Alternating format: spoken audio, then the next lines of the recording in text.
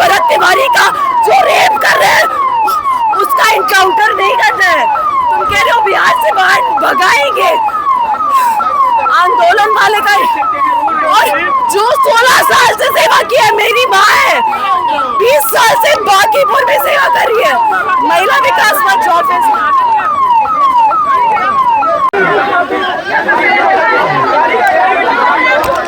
जा रहे हैं और बिना मानवी जो है अपने आंखों में आंसू और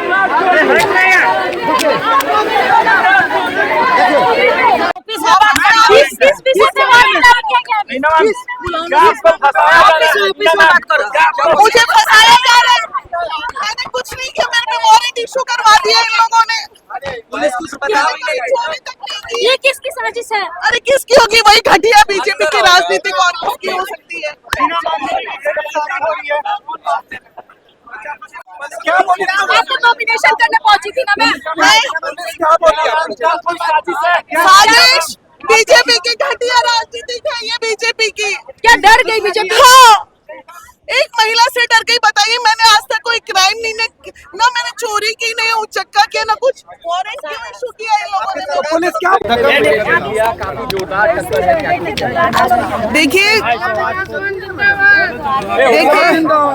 देखिए मैं सेवा भाव से आई हूँ।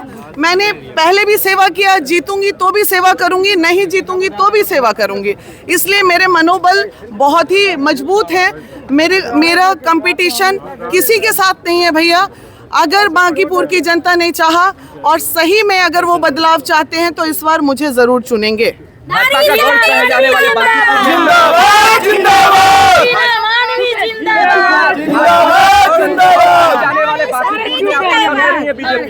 हाँ जी, क्या बोले भाई? भाजपा का गढ़ कहे जाने वाले बांकीपुर में आप बीजेपी को टक्कर देने जबरदस्ती आप लोग 40 साल से गढ़ बनाए हुए हैं, तो इस बार तो गढ़ हो गया, कुछ नहीं होना गढ़ का इस बार। बहुत देखिए, कभी भी किसी भी पार्टी की मोनोपोली नहीं होनी चाहिए। और मैं तो ये कहती हूँ, दुनिया का कोई भी विधानसभा हो, हर 5 साल बाद व्यक्ति को विधायक बदल देना चाहिए। जनता को इतना जागरूक रहना चाहिए हर 5 साल बाद। प्रशांत किशोर को चुनौती मान रहे हैं? प्रशांत किशोर जी को जी नहीं, अरे वो दूसरे एजेंडा पे काम करते हैं, उनका एजेंडा ही अलग है। जनता से रिलेट नहीं करते। किसी से मेरी लड़ाई नहीं है, बस मेरा प्यार, मेरा जनता का प्यार है। लड़ाई हमको किसी से नहीं करनी भाई। मेरा कर्म की रोटी अगर मैंने खाई होगी तो जनता मुझे चुन लेगी। ये तो जनता से पूछिए, जनता कितना त्राहिमाम है। क्या प्रॉब्लम नहीं है आज के डेट में? नशा बंद हो गया, आप कहते हैं नशा मुक्त है। जाके देखिए, विक्षिप्त हो रहे हैं हमारे युवा सूखा नशा से। एक सुई लेता है, 48 घंटा सोया रहता है। आप समझ रहे हैं कि हमारा कहाँ जा रहा है बांकीपुर क्षेत्र। और सबसे ज्यादा ये बांकीपुर क्षेत्र के इर्द गिर्द में ये प्रॉब्लम है। अब ये इसका कनेक्शन हर चीज से है। एक सूखा नशा क्राइम को डेवलप दे रहा है, घर में बेरोजगारी को डेवलप दे रहा है, युवा की जिंदगी बर्बाद हो रही है, उनका भविष्य चौपट हो रहा है। एक चीज़ की वजह से बहुत चीज़ डैमेज हो रहे हैं। और मैं जब जीतूंगी तो मैं हर वार्ड में एक हेल्पलाइन सेंटर बनाऊंगी। मेरे जीतने के बाद बांकीपुर का हर व्यक्ति अपने आप को विधायक समझेगा। भैया ये जान दो।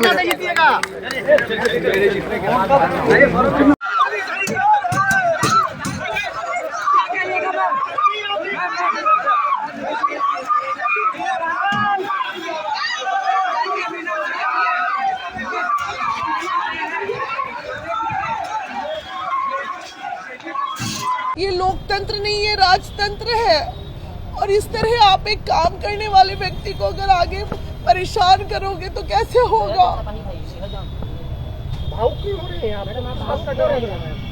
डर मुझे किसी का नहीं है, मुझे दुख है। डर क्यों रहेगा मुझे? डरती तो मैं यहाँ तक पहुँचती। डर वर नहीं है मेरे में, शर्म के आंसू है ये कि एक महिला को कुचलने के लिए पूरा का पूरा बिहार सरकार लग गया। नितिन नवीन का सीट है ये, हालत खराब हो गई नितिन नवीन की। पुलिस के अरेस्ट करा के ले गया मेरे को। शर्म नहीं आई? बड़े बड़े क्रिमिनल, बड़े बड़े अपराधी, जिसमें 7 को हत्याकांड चल रहा है, जिसमें रेपिस्ट सब बैठे हुए सत्ता में, और मेरे पे बेलेबल धारा पे अरेस्टिंग हो रही है। क्यों नहीं अरेस्ट करते हैं? अभी रेप हुआ है ना, जाके अरेस्ट कीजिए ना, एनकाउंटर कीजिए ना। सत्ता में बैठे हैं तो रंगदारी। अब आपको समझ में आया कोई हथियार कैसे उठाता है? समझ में आया? यही परिस्थितियां होती है जो हथियार उठती है। मुझ जैसी महिला को इतना प्रताड़ित करोगे तो कल हम भी हथियार उठा के रोड पे आके मार देंगे 2-4 को। 500 मीटर दूरी पे थाना है, 500 मीटर दूरी पे हम है। महीना में 4 बार थाना जाते हैं। आप कभी भी हमको बोल देते मैडम आपके नाम पे सम्मन है या आप डायरेक्ट वारंट, जबकि बिना सम्मन, बिना नोटिस, बिना किसी चीज के डायरेक्ट वारंट। वो भी वारंट किस पे? जिस बात की मुझे जानकारी तक नहीं, किसी ने कभी कंप्लेन किया होगा। आए दिन लोग, चूंकि हमारा महिला विकास मंच संगठन है, आए दिन हम सड़क पे काम करते हैं, तो कहीं से कभी भी कोई केस कर सकता है। तो हम उसी में ना गुनहगार होंगे जिसमें कॉग्निजेंस हो के कोई नोटिस मेरे पास आए या सम्मन आए, उसका जवाब मैं ना दूं। अचानक से ऐसा हुआ, हमने भी मतलब थोड़े देर के लिए बीइंग अ लेडी हम तो अपना आपा खो ही ना देंगे। बेहोश होने लगे, गर्मी इतनी ज्यादा थी। मीडिया कर्मी भाइयों को लग रहा था कि ऐसा क्या हो गया, वो चारों तरफ से घेरे हुए थे, प्रशासन खींच रही है इधर से उधर। आप सोचिए एक महिला को कितना कुचला इन लोगों ने, कितना कुचला। और ये मोदी जी की सरकार है भाई, जहां कहा जाता है महिलाओं के हित की बात होती है और महिलाओं के लिए सरकार है। कुछ महिलाओं के लिए नहीं है, सिर्फ लॉलीपॉप ये लोग दिखाते हैं और कुछ नहीं। क्या लगता है कि मैम किसके इशारा पर ऐसा आपके साथ साजिश किया गया? देखिए मैंने थाना जब प्रशासन से बात किया तो मैडम हम क्या करें, हम तो मजबूर हैं, ऊपर से आदेश है। ऊपर से आदेश मतलब ऊपर से आदेश। आप एक बात जान लीजिए, प्रशासन भी तो उन्हीं की सुनती है ना जिनकी सरकार होती है। जो सरकार में नहीं होता उसका प्रशासन सुनता है क्या? मतलब इन लोगों को राजनीतिक करनी है तो अच्छे से नहीं करनी है, छिया लेदर करना है। मतलब गड्ढा खोदे मेरे लिए, गिर गए खुद। अब पूछिए कैसे गिर गए। हमारी रैली रोड शो हो रही थी नामांकन की, सभी सैकड़ों गाड़ियां, हजारों बच्चे रोड शो में आ रहे थे। इन्हें लगा कि हम भी उसी में हैं, जबकि हम 10 बजे अपने नामांकन करने के लिए 5 लोगों के साथ अंदर थे। तो इन्हें लगा जैसी इनकी रैली यहाँ पहुंचेगी वहीं अरेस्ट कर लेंगे। लेकिन गलतफहमी हो गई, प्रशासन के साथ हुई। प्रशासन को लगा कि मैं अभी नामांकन करने जा रही हूँ, जबकि मैं नामांकन करके निकल रही थी, तब इन लोगों ने मेरे को अरेस्ट किया। इस केस के बारे में आपको पहले से कोई जानकारी नहीं? कोई जानकारी नहीं भैया, कोई नहीं। रहती तो कोई पागल है क्या कि उसमें मेंशन नहीं करता। जब मैंने अपने 4 केस को मेंशन किया है उसमें नॉमिनेशन के पेपर में, तो 5वें का नहीं करती।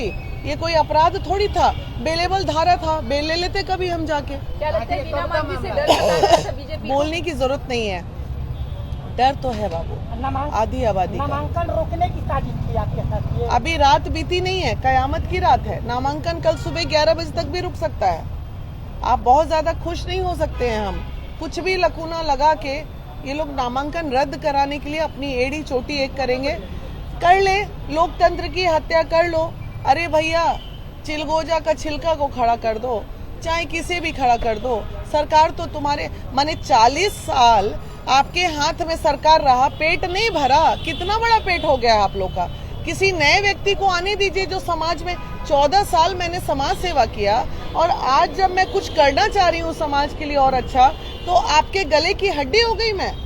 ये क्या अच्छी बात है? आपके पीछे क्यों पड़ी हुई है? इसलिए क्योंकि हम उनके गले की हड्डी बन गए हैं।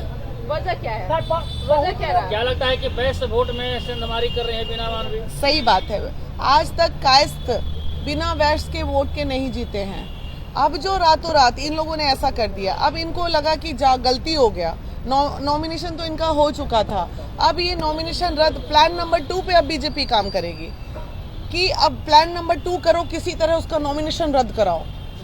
क्योंकि वीना मांझी के खड़े होने से बहुत बड़ा नुकसान है इन लोगों को। आधी आबादी का वोट कटेगा, वैश्य समाज का वोट करेगा।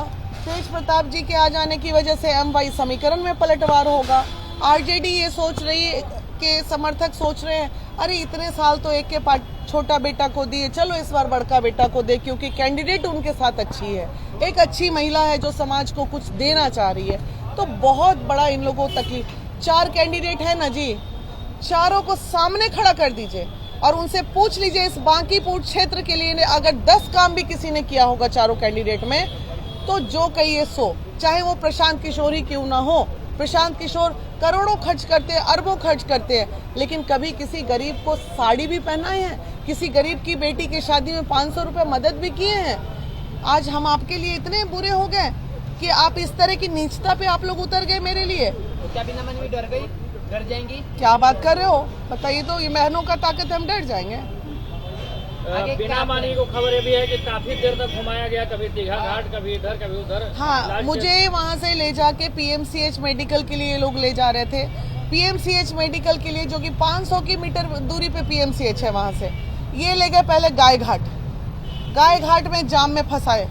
वहाँ से फिर ऐसे जाम से निकाल के चढ़े मेरीन ड्राइव, फिर मेरीन ड्राइव से उतारे।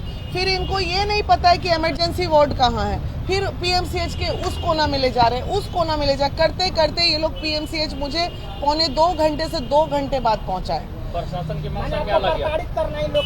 पूरा कर लो। महिला प्रताड़ित, अरे जब महिला प्रताड़ित हुई है, मैंने कुछ दिन पहले ना झांसी कराने का, मतलब हम उन महिलाओं में अब नहीं है बाबू कि तुम कुछ लोग है तो अब एनकाउंटर ही करना पड़ेगा, मेरा दूसरा कोई उपाय नहीं है। अब आपको समझ में आया कोई हथियार कैसे उठाता है? समझ में आया? यही परिस्थितियां होती है जो हथियार उठती है। मुझ जैसी महिला को इतना प्रताड़ित करोगे तो कल हम भी हथियार उठा के रोड पे आके मार देंगे 2-4 को, तब क्या होगा? तब आप लोग एनकाउंटर कर दीजिएगा मेरा। अपनी आत्मरक्षा के लिए अगर मैं कुछ करूं तो गलत है। आपके हाथ में सत्ता है तो इसका मतलब कुछ भी अंधेरगर्दी चल रहा है क्या? जैसे चाहिएगा वैसे कीजिएगा। इस सम्राट जी के आ जाने से तो और व्यवस्था गड़बड़ा गई। कभी उधर एनकाउंटर, कभी उधर एनकाउंटर। अब इतिहास रच दीजिए एक महिला का एनकाउंटर करा के। इनकाउंटर की साजिश थी आपकी? नहीं, ऐसी परिस्थिति में ही होता है ना, गले की हड्डी बनेंगे। मेरा परिवार है, मेरा बच्चा है। मैं अभी ही अपने तुरंत आप लोगों के पीसी के माध्यम से अपनी सुरक्षा का मैं डिमांड करती हूँ कि मुझे अति शीघ्र सुरक्षा प्रदान किया जाए सरकार द्वारा। और अगर जो सरकार ने सुरक्षा नहीं दी मुझे, तो मैं मान लूं कि ये साजिश है, मेरी हत्या भी हो सकती है। न्यायालय में आपको तेज प्रताप यादव नहीं पहुंचे। तेज प्रताप यादव जी बाहर है, वो अभी लैंड कर गए हैं। थोड़ी ही देर में वो पीसी भी करेंगे और अभी मैं वहीं जा रही हूँ कार्यालय उनसे मिलने के लिए।